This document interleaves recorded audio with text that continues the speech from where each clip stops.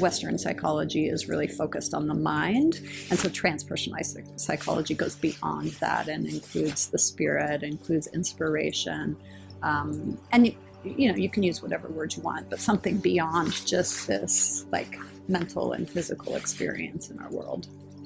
The shared and very personal lived experience of being in a human body, and also being of nature and also being everything all at once, and how to navigate extreme feelings about being so multidimensional while in one meat suit. It really doesn't matter if you believe in an all-powerful creative being, or you believe in quantum entanglement causing consciousness, or you believe that this is all a random chance that we get to enjoy this one-off shot. We are deeply connected with things outside of ourselves. From just a physical perspective, we're connected with the ecosystem, we're connected with the planet, we're connected with the living beings around us, and we're deeply connected with each other.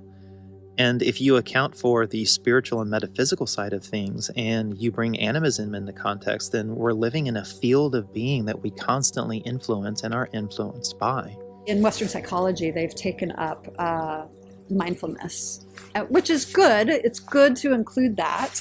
I wouldn't necessarily call it transpersonal, but it can be the starting point for access to transpersonal, which is like really starting to bring awareness to what's happening in the body and what's happening in the mind. So there's this like stepping back from everything that's happening in the mind and the body as the totality of truth and experience, and seeing that there's something else there.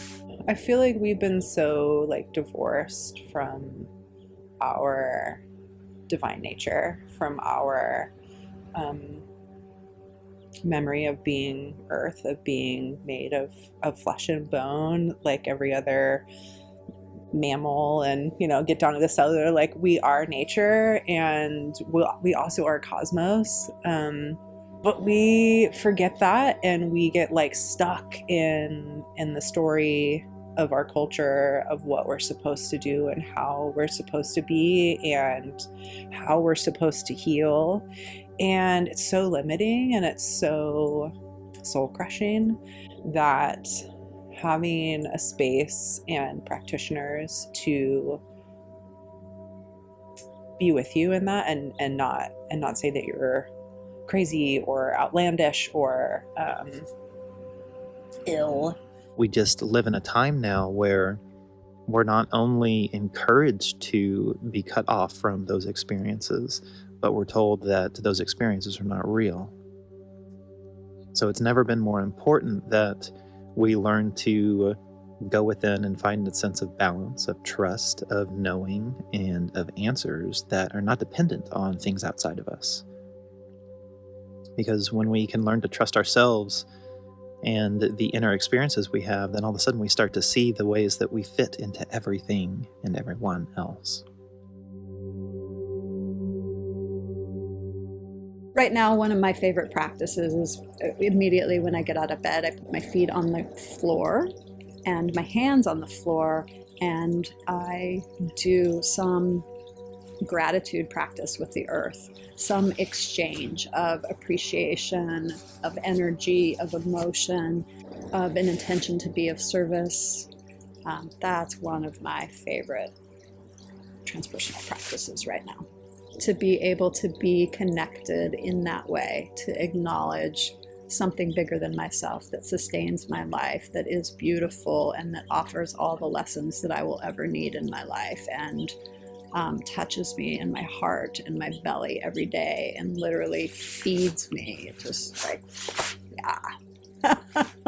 We can practice these in different ways. Some of my favorites are meditation. That's my background.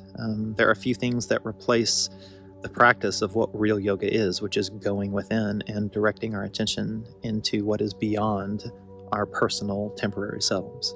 I really love bringing ecotherapy into the transpersonal realm. I think that's the original way that we used to do it. There's a reason that spiritual masters like Jesus and Shakyamuni Buddha and Zarathustra taught in nature. It's because it worked.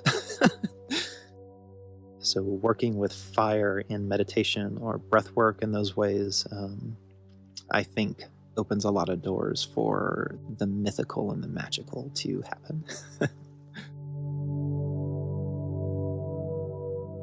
Transpersonal is such a broad category.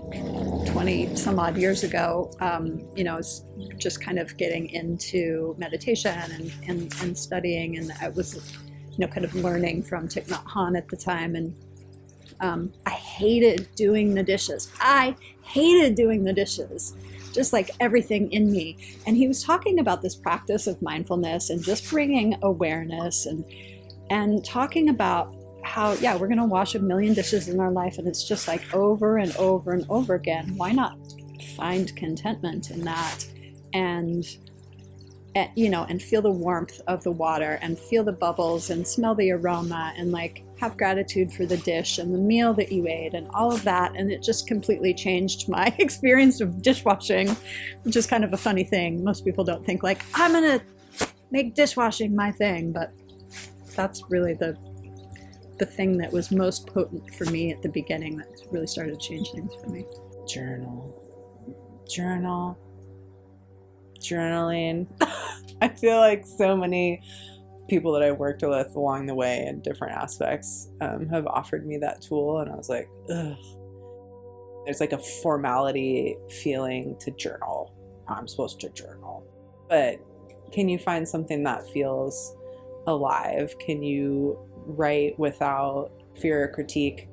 Is there a place to collect the pattern of your life? And it can look many different ways. Exploring some of what you're drawn to, if it's ritual or magical or occult practices, that's one way to do it. Something like tarot or reading oracle decks is an easy way to tiptoe into that. If more of the mindfulness side is something that you're drawn to, then finding a meditation studio or a yoga studio with somebody who will teach you not just the physical practices, but the actual yoga, the mental and spiritual union part of this work. It's like, how do we get a rein on these inner experiences? And so when we have practices that support them, that not only support the awareness, but the navigation of these inner planes and these inner experiences, we start to build a sense of foundation, a sense of security, a sense of peace, a sense of trust. And all of that is important through the challenges and the unknowns that come with life. I feel like we end up in a place of spiritual emergencies with people, right? They're having spiritual emergence, right? What does that look like? A mental health crisis. In this way that our current system really is so narrow on and can really like almost like penalize and medicate and come so hard without the curiosity around it. And I feel like our kids are begging for more, for what's the point? Why am I here? What is happening right now in my culture is garbage and gross, and I don't have any interest in growing up to be part of that system. And so the more people that have found a way, have found purpose and meaning, I feel like gives an opportunity to our youth to have mentors for people to look up to on like where they're going, which is why it feels important for me. The quicker that we wake up to the need to just see the ways that we're influencing everything else with our choices, with our actions, with our ignorance, the quicker we'll get on to making the changes that really matter around here. And that's why we're doing this work, right? That's why we're creating all of this, so that more people have more resources for these times that we're living in. Because we all deserve happiness. There's so much to explore. It's really infinite. I guess I would say if the practice isn't working for you or the language isn't working with you, take 2 steps to the side and enter another door.